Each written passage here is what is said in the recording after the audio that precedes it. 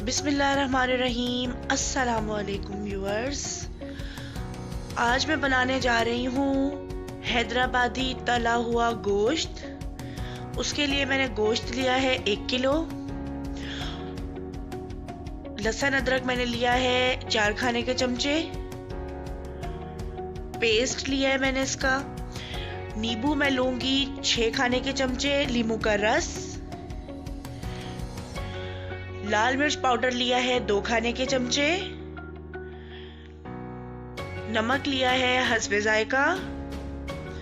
कड़ी पत्ता मैंने लिया है, इसकी 1 गट्ठी ली है मैंने, उसकी डंडियां निकालकर पत्ते तोड़ लिए और अच्छे तरीके से वॉश कर लिया है।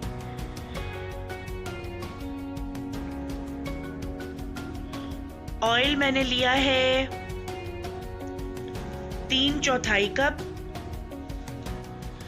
फ्लेम मैंने ऑन कर दिया है। अब मैं इसमें गोश्त डाल रही हूँ।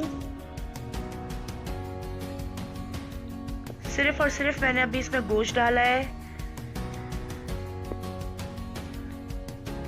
और इस गोश्त का पानी निकलेगा जब तक मैं इसको पकाऊंगी।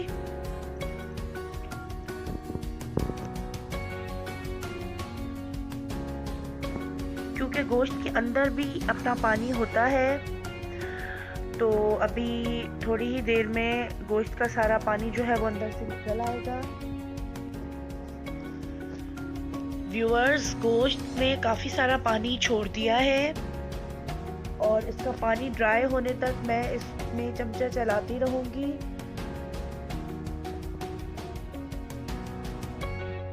अभी मैंने इसमें कुछ भी नहीं डाला है, ये सिर्फ और सिर्फ गोश्त का ही पानी है।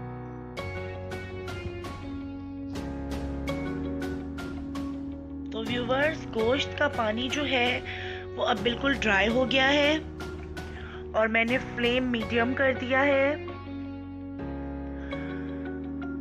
और बिल्कुल इसको मैं ड्राई कर लूंगी। थोड़ा मुझे लग रहा है कि अभी भी ये गीला है।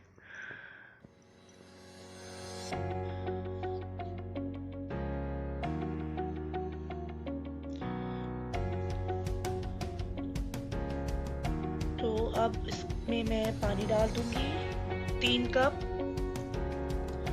गोश्त को गलने तक मैं 3 कप पानी डालकर मीडियम जो है आंच पर रख दूंगी।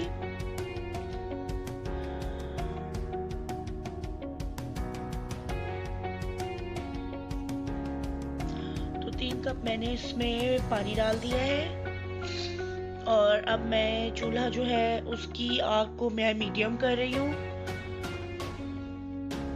और अब मैं इसके ऊपर ढक्कन लगाकर इसको गलने तक छोड़ दूंगी।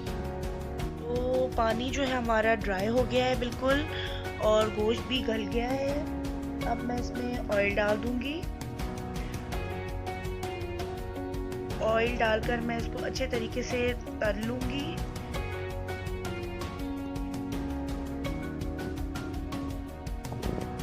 साथ ही मैं इसमें कड़ी पत्ता डाल रही हूँ, जो मैंने वॉश करके और इसकी डंडियाँ अलग कर दी थी और इसको मैंने वॉश कर लिया था।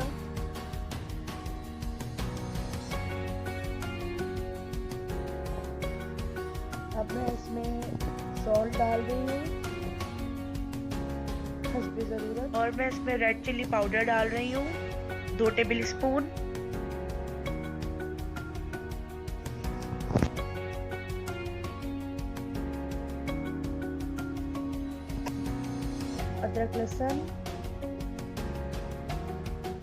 अदरक लहसुन का पेस्ट डालने के बाद मैं इसको अच्छी तरह से भून लूंगी।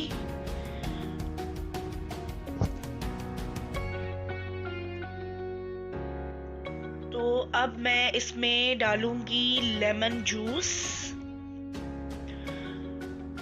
6 खाने के चमचे मैं लेमन जूस के डाल दूंगी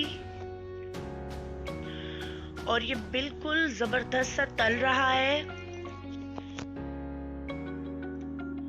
ये बहुत ही मज़ेदार बनता है, बिल्कुल ड्राई होता है और खाने में बहुत ही अच्छा लगता है। इसको हैदराबाद के लोग वैसे खट्टी दाल के साथ खाते हैं, और वैसे भी अगर इसको खाएं तो ये बहुत ही अच्छा बनता है।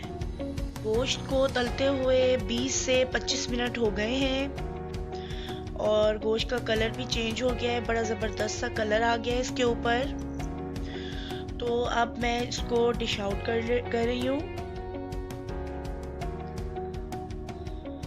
इसको चपाती के साथ खाएं, ये बहुत ही मज़ेदार लगता है।